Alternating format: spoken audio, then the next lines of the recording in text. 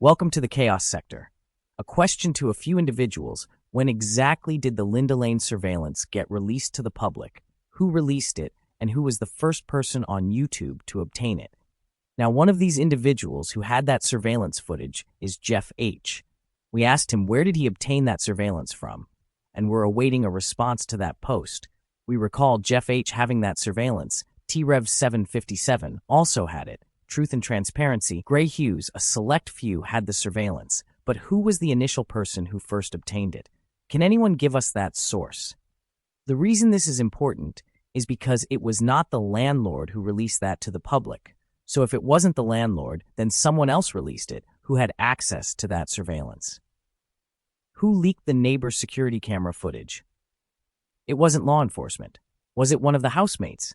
If so, who did they give it to on social media, which led to it being uploaded on YouTube?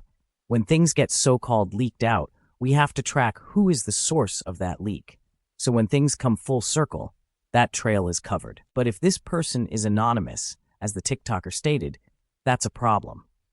As we mentioned, this surveillance was obtained by law enforcement right after the murders. So this meant that the landlord had immediately reviewed the surveillance to find out if there may be something there. There's two ways to look at that.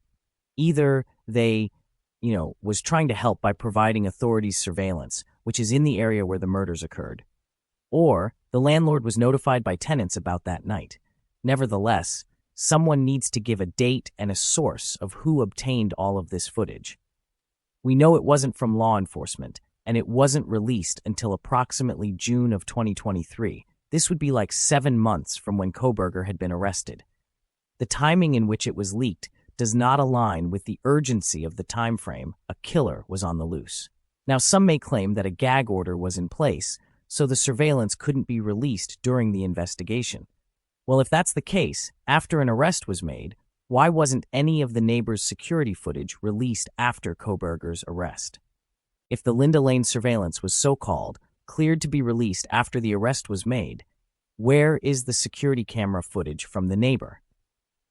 See, this is why we come to the conclusion the Linda Lane surveillance was used to display a white Hyundai Elantra. Because it's in the distance, the view is obstructed, and you can edit that vehicle into the surveillance frame by frame. The security camera has never been released and will never be released because a white Hyundai Elantra never entered that neighborhood. You would think, since Kohberger has already been arrested and charged for the murders, that footage would have been released just like the Linda Lane surveillance was. They go hand in hand, right? Which magnifies the point. If there isn't a white Hyundai Elantra spotted entering the neighborhood by the neighbor's security camera, then there isn't a white Hyundai Elantra creeping behind Queen Road Apartments. Jeff H. states that we will know all we need to know when the neighbor's security camera footage is released. It's been almost 2 years since the murders occurred, right? A screenshot of the surveillance was already released, so why not the actual surveillance? It won't be. That's the most devastating visual evidence, right? On both sides of the trial. Either it shows a white Hyundai Elantra entering that neighborhood during the time of the murders, which helps the prosecution nail Kohberger, or it doesn't show a white Hyundai Elantra entering the neighborhood, which helps the defense. Without it being physically there, how does Kohberger's DNA end up on a knife sheath in the home? We keep going in circles with this, but it's a very important circle to keep going in. If it wasn't the landlord, nor law enforcement who so-called leaked it, who would have released surveillance from that apartment complex after an arrest was made? In addition, who did this individual originally give it to, in which it landed on social media, being examined by many in the true crime community? Someone had to be the connecting link in the chain of custody. The TikToker did state that the alleged scammer edited the surveillance for sensationalism and views. But if this person, who is identified as a female, edited the surveillance, are we not to assume that a vehicle was also edited to depict Kohberger's white Hyundai Elantra? Then they email YouTubers stating that they have the evidence that Kohberger's vehicle was spotted. The YouTubers obtain it and display it to their audience. Some may not claim it's Kohberger's vehicle, while others allude to it or title the video as a question if it's Kohberger's vehicle or not. The point, the individual who had that surveillance passed it on to someone or a group of individuals in the true crime community. And that would also prove that this alleged female has to have a social media account, perhaps even on YouTube, who has been interacting with the true crime community involving this case. But in secret, though. This is why you have to keep an eye on individuals in the true crime community, because some people have agendas. So the chaos keeping an eye on the likes of the clown, Get a Clue, JLR, and a few more is all relative to the investigation. It is not, I repeat, it is not a waste of time or some YouTube drama. It is about cutting the grass and revealing potential snakes in the case. Because damage control is the equivalent to obstruction of justice for those housemates. As the saying goes, when there's mystery, there's secrecy, and when there's secrecy, there's a conspiracy. Whenever something is mysterious, meaning there isn't a clear-cut answer or even general explanation given, it's rooted in secrets. And secrets means something is being withheld, and that usually means a conspiracy is at the root of the mystery. That's why you don't get involved in the emailing party, because that by default is rooted in secrecy. Investigate, draw conclusions from what's in front of you, and if someone attempts to email you about something, reject it. Speaking of that, recently many have been, hacked or threatened via email. We warned everyone prior about emailing. If they are emailing you about information or evidence in the case, then they should be anonymously informing law enforcement about it. It's getting revealed either way, right? So never trust someone who states they have something to share with you via email, because it's usually a bunch of garbage. And the biggest problem is they can track your IP address through your email.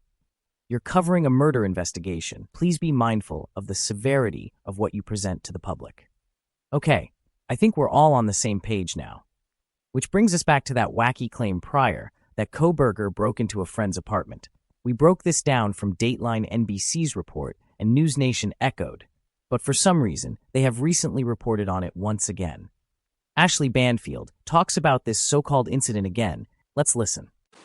There is also this from outside the realm of the hearings and the motions. It involves Bryan Kohberger well before November 13th, 2022, before that quadruple murder happened, and specifically his interactions with a woman who believes that Kohberger was spying on her electronically in her own home. You may have heard about this story a few months ago. The woman, fellow student and an acquaintance of Bryan Kohberger at Washington State University, told the police that she thought Kohberger was watching her on her home surveillance cameras. We heard of the story prior, but it was never stated she claimed it was Kohberger who was spying on her. It was never confirmed. Dateline NBC claimed a source identified Kohberger as the intruder. It was never stated that the friend identified Kohberger as the intruder. It's nonsense altogether, but here's we go again. If Ashley is claiming that the female actually claimed Kohberger was spying on her, and the so-called source identified Kohberger as the intruder, then why wasn't he charged with a crime? Why didn't this friend notify the police at that time? Dateline NBC claimed that the friend didn't call the cops about the home invasion. So if she never called the cops, yet the source identified Kohberger as the intruder, where is the damn arrest? But let's continue with this madness. That she had asked him to help install for her safety. The irony. What had happened was her home was broken into, things were moved around, nothing was taken, but she thought it was weird. Not weird enough to call the police, but weird enough to call her friend Bryan Kohberger and ask for help. All of that was just a couple of months before Bryan Kohberger is accused of murdering those four. Nope. Keep going, Miss Ashley. Continue breaking it all down. Don't leave out the key points. Her home was broken into. She didn't call the cops about it, rather notified her friend, yes, her friend, being Kohberger, and he suggested she install a security system. Then the so-called source claimed that Kohberger installed the security system so he could spy on her. The source claims it was Kohberger who had broken into her apartment and had been spotted by the very security system he installed. Now, the initial report doesn't clarify who spotted Kohberger in the home by the camera. They allude to it being the friend. But they made a point to claim the source, yes, the source, identified Kohberger as the home intruder. Now, if he was identified by the source, this means the friend had to call the cops for someone to go in and review her security system to spot Kohberger in surveillance. Yet once again, he was never arrested and charged with home invasion. Absolutely nothing. Monumentally retarded. But there's more, because apparently this friend has recently spoken out about it. Oh, really? Let's hear what she had to say. 4 young people in their off-campus home near the University of Idaho. And tonight we are hearing from a trusted source inside one of the victims' families that the woman who believes Koberger spied on her. You know what? I'm done. This is outrageous. Wow, it's even more ridiculous than when they first reported on it. So here we are, thinking they will be reporting on what the friend actually stated from the horse's mouth, even perhaps an interview. But no, they're claiming a source from one of the victims' families are addressing an incident that had nothing to do with them. Why would they be addressing that incident? They have no connection to it whatsoever, but we know why the fake incident was even presented the first time around to justify the stalking narrative with those very victims.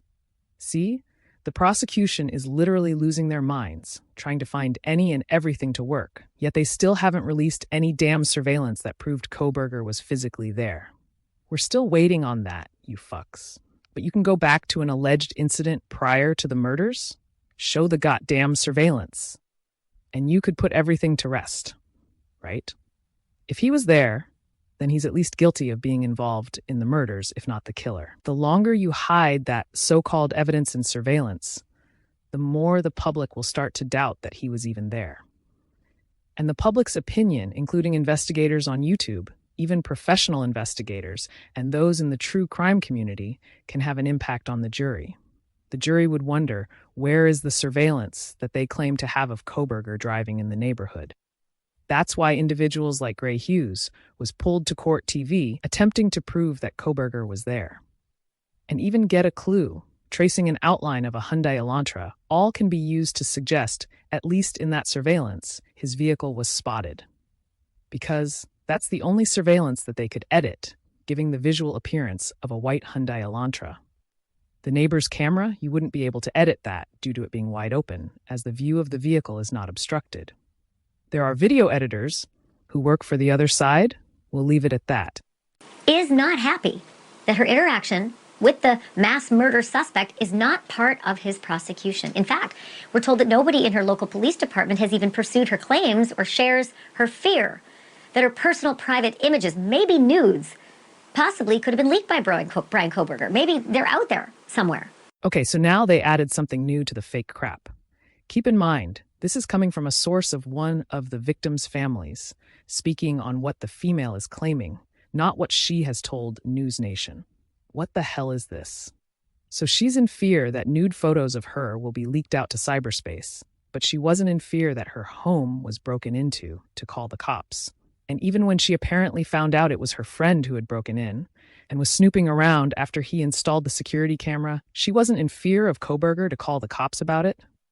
Oh, please don't let those nudes get out there. My life would be ruined. From who? Koberger? So he would dump nude photos of you onto the internet. Why? If he was so-called stalking you, in that setting, he would just sexually assault you and get what he wanted, based on that creeper narrative they're trying to paint. Leaking nudes of a friend wouldn't be on the creeper's mind. They are intending on sexually assaulting you. And they have access into your home. They're going to attempt to do it, which obviously would have led to Koberger being arrested for that as well. We see the play, though. This is all fabricated from the prosecution, trying so hard to manufacture a sexual deviant in Koberger. He may be a bit quirky, but there's no evidence that he was a sexual deviant. If he was, then his alleged targets would have shown signs of sexual assault. Oh, I guess he didn't have much time to do that. House full of college students, he brazenly just entered without caution. I'm not able to finish, but I'll try. This is astonishing. There is some concern that those images would not only be a violation of her privacy, but possibly relevant to the quadruple murder case against Brian Koberger. And that is where I turn to Gigi McKelvey. She is the host of Pretty Lies and Alibis, true crime podcast, one of the best in the business. Trust me on that. Oh, there's another so-called true crime investigator being interviewed by mainstream media. Why are they all of a sudden being interviewed? If I'm not mistaken, the mainstream media was just condemning the true crime community, the web sleuths, about their theories regarding the case. Now, though, they're embracing the true crime community so much that they're inviting them to be guests on their shows. You know what's coming. Say it with the chaos. Come on. Wait for it. This is nothing but damage control. You know why these individuals are coming out, right? It's because the public has come to the consensus that Koberger was framed. So the mainstream media has to attempt more damage control by having individuals depicted as true crime investigators, aligning with their propaganda. And everyone wonders why we call out individuals in the true crime community. Gigi, what do you make of this? That the police did not pursue, as this woman apparently is claiming, the severity of her allegations that Brian Koberger was spying on her. Yeah, it's shocking, really, because you think about it. Brian Koberger started Washington State University in the fall of 2022. So it would show that when he arrived in Washington State, he didn't take long before he started stalking people, which we believe is what happened, with the Idaho 4. Who the fuck is we? What we are you referring to? Oh, let me guess, you're speaking of the true crime community. You see, that's what happens if you don't call out these fucking DC agents within the true crime community. How dare she say we believe that's what Koberger did with the Idaho 4? She is well aware of the inconsistencies, the flat-out slander that the fucking news station she is on has pushed. And if you are a so-called true crime investigator, even a true crime commentator, you would know there is no real proof that Koberger was guilty of those murders. We broke this dumpster garbage filth down already. Dateline NBC claimed there was a source that had identified Koberger as the home invader. Question: who identified him as the home invader? Was it the friend? Okay, but how did the source find out about this if the friend never called the authorities? Who the fuck is the source? Let me guess. Mark Furman, running around in Idaho, staying anonymous as the so-called source of all this shit. Remember, he was involved in this case as a so-called private investigator and also resides in Idaho. Wow, what a fucking coincidence. Pullman PD would have been notified, and somehow after Koberger was identified as the home invader, he was never charged with any crimes. Oh, okay, nothing to see here. Just a potential man lurking in his female friend's apartment. Maybe he would sexually assault her, or even murder her. Oh, that's no problem. No need to arrest him for anything. It's fine. A home invasion could carry a felony charge. My friends, we wouldn't even know who he was if this incident ever happened, because he would have been behind bars during the time frame the murders occurred. And this so-called true crime individual knows all about that report and is disregarding the absurdity of it just to have her voice heard and acknowledged as a true crime personality. It's a disgrace to what the phrase true crime stands for. It's about the truth. You investigate to discover the truth. And anyone who would hear that so-called incident for the first time would say to themselves, wait a minute, this isn't making sense. Koberger would have been arrested, for sure. And that's not even the main problem regarding the case. The fucking case itself would have raised so many questions in that person's mind. But yet, to make a quick dollar, like we mentioned before, these individuals would jump ship faster than the Thai fucking Titanic. You're discussing an incident where Koberger would have been arrested, and yet, because she's such a fucking, this is why we expose everything and everyone. You can't let snakes slither around in the grass in the true crime community. This is exactly what happens. You have to prevent them from obstructing justice. Yes, this is damage control, which is obstruction of justice. So you see, all of those people claiming we're wasting time with so-called drama with others, you see now? It's not drama. It's exposing the fucking traitors who protect the truth. They are working with law enforcement, the FBI, the prosecution, the city of Moscow, Pullman, Washington, the drug cartels. None of these people can be trusted. At the King Road residence, I mean, he was riding by there and things. But here's the thing. The fact that they're not even investigating this would be easy to prove through electronics if he was connecting to her password and looking at those cameras. That would be something I think beneficial for the prosecution to have on their side to just show his character to this jury eventually when it goes to trial. So let me attempt to rationalize the derp tardation. The authorities didn't do any of that investigating prior to the Idaho murders, although he was fucking identified as the home invader.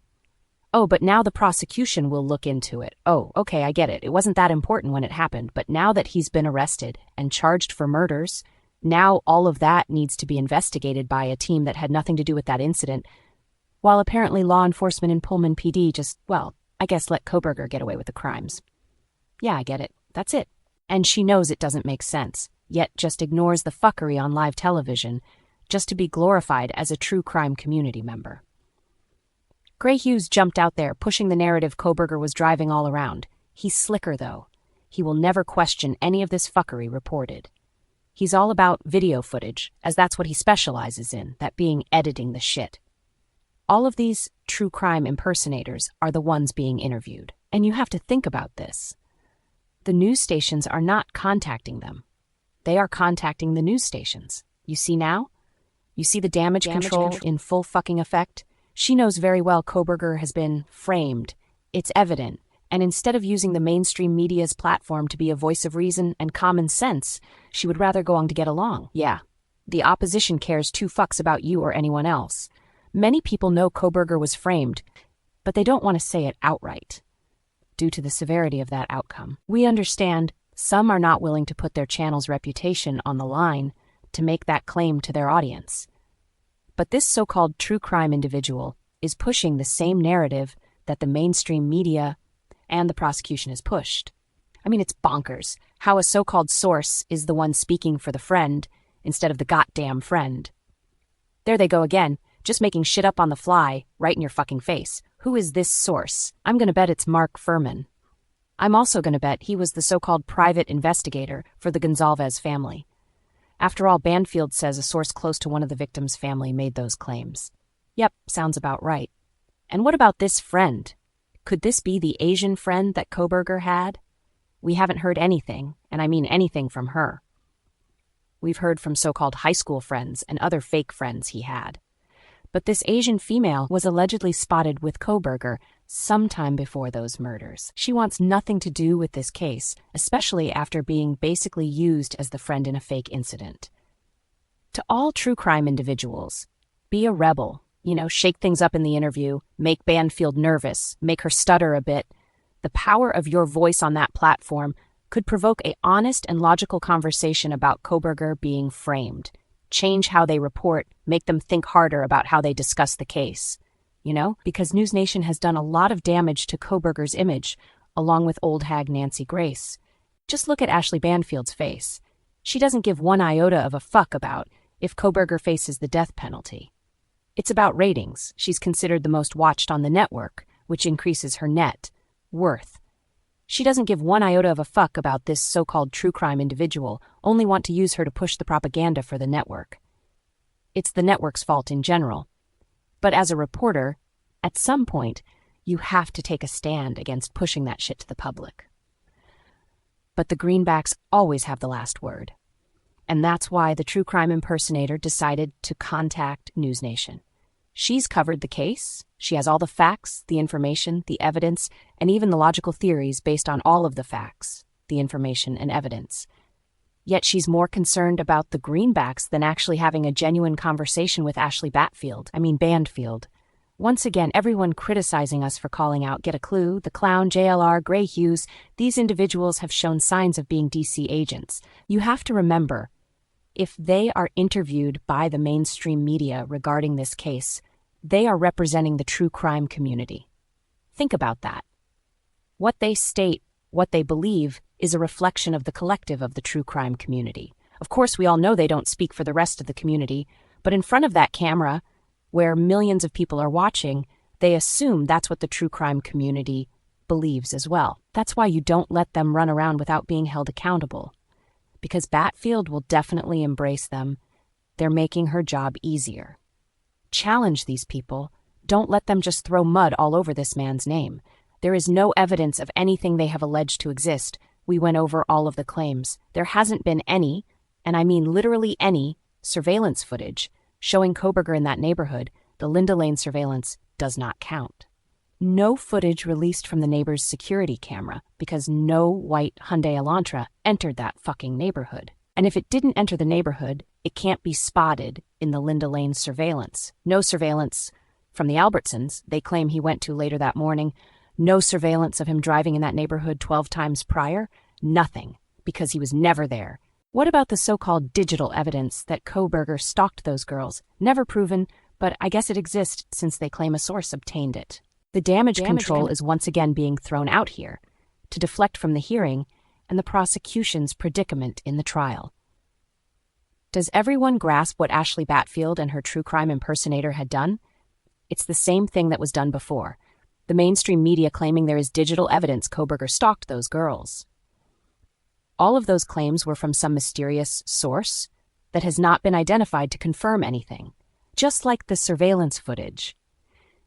If this man was guilty and his vehicle was spotted driving in that neighborhood, the outright slander that has been done, the nationally covered case, which showed him being arrested, with chains on his feet, being escorted back to face the charges, surely at some point we would have seen his vehicle creep into the neighborhood from the neighbor's security camera.